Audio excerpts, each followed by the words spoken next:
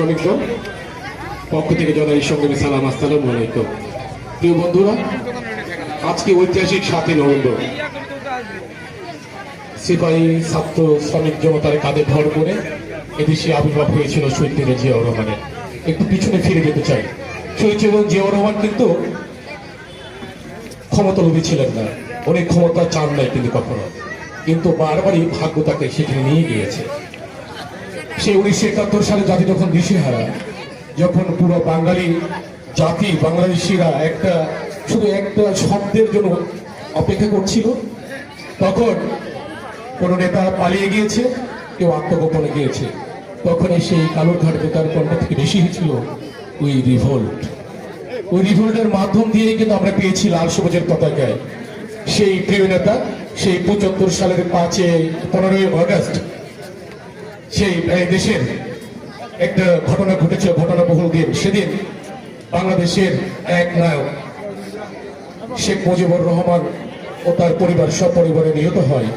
প্রিয় বন্ধুরা, দুইটা লক্ষণীয় বিষয় আছে সেদিনে। সেটা হচ্ছে এই শেখ মুজিবকে হত্যা করার পরে বাংলাদেশের কোনো জায়গায় প্রতিবাদ হয় নাই। বাংলাদেশে তৎকালীন যে আওয়ামী লীগের যারা ছিল, তারা কেউ কোনোদিন শেখ মুজিবের যে মৃত্যু হয়েছে তার জন্য যে প্রতিবাদ করে নাই। তার মানে হচ্ছে এটাই যে এত অপরাধ করেছিল, এত অন্যায় করেছিল শেখ মুজিব ও তার সরকার, যে দেশের মানুষ এবং তার নিজ দল তাকে ঘৃণা করে প্রত্যাখ্যান করেছে। প্রিয় বন্ধুরা, তারপরে আপনারা জানেন 3রা নভেম্বর একটা কু হওয়ার পরে সেদিন রাষ্ট্রপতি শপথ দিয়েছিল বিচারপতি আবু সাদাত। মাত্র একদিন উনি রাষ্ট্রপতি ছিলেন বাংলাদেশ সরকারে। তারপরে শহীদ প্রেসিডেন্ট জিয়াউর রহমানকে বন্দী করা হয়েছিল, বন্দী করে ক্যান্টনমেন্টে রাখা হয়েছিল। তিনি কিন্তু সিপাহী সেই 7ই নভেম্বর আজকের দিনে উনি সিপাহী ছাত্র শ্রমিকের ঘাতে ভর করে উনি বাংলাদেশের আবির্ভাব হয়েছিলেন। উনি এসে ঘোষণা করেছিলেন 19 দফা মাত্র 3 বছর আগে, 1974 সালে। জানেন আপনারা, যারা সিনিয়র যারা আছেন তারা জানেন, এবং যারা জুনিয়র যারা তারা ইতিহাস পড়ে জেনেছেন যে দুর্ভিক্ষের কবলে ছিল দেশ। মাত্র 3 বছরে শহীদ প্রেসিডেন্ট জিয়াউর রহমান উনি চিন্তা করলেন যে দেশের দুর্ভিক্ষ 3 বছরের মধ্যে খাবারের তিনি সংসদ অর্জন করলেন। উনি কৃষি বিপ্লব ঘটে দিলেন বাংলাদেশে। সামান্য পরিবারে কিছু খাবার দেশের বাইরে উনি এক্সপোর্ট করেছিলেন। শহীদ প্রেসিডেন্ট জিয়াউর রহমান দেখলেন যে আমাদের দেশে অনেক শক্তি আছে, ম্যান পাওয়ার আছে, এদেরকে কাজে লাগাতে হবে। উনি কি করলেন? উনি দেখলেন যে আমার এত মানুষকে খুব অল্প ট্রেনিং দিয়ে কিংবা ট্রেনিং লাগে না, এরকম কি কাজের ব্যবস্থা করা যায়। চিন্তা করে দেখলেন গার্মেন্টস শিল্প।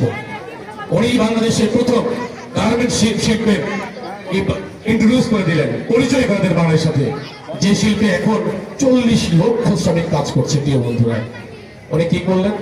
আজকে দেখছেন যে আমাদের দেশের বাইরে প্রায় 1 কোটি রেমিটেন্স যোদ্ধা আছে, যারা দেশের বাইরে থেকে টাকা পাঠায়, যার উপরে আমাদের বাজেট হয়, আমাদের জাতীয় রাজস্ব আসে, আমাদের সন্তানদের লেখাপড়া, আমাদের যারা সরকারি চাকরিজীবী আছে তাদের হচ্ছে বেনিফিট এবং উন্নয়নের সবকিছু আসে ওখান থেকে।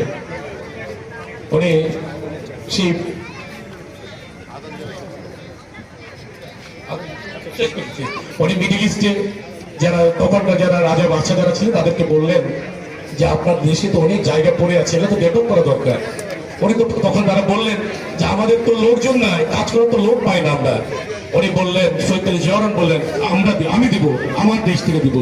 উনি প্রথম বাংলাদেশ থেকে 10,000 মিডিল ইস্টে শ্রমিক পাঠিয়ে দিয়ে এই দেশ থেকে শ্রমিক রপ্তানি শুরু করেন।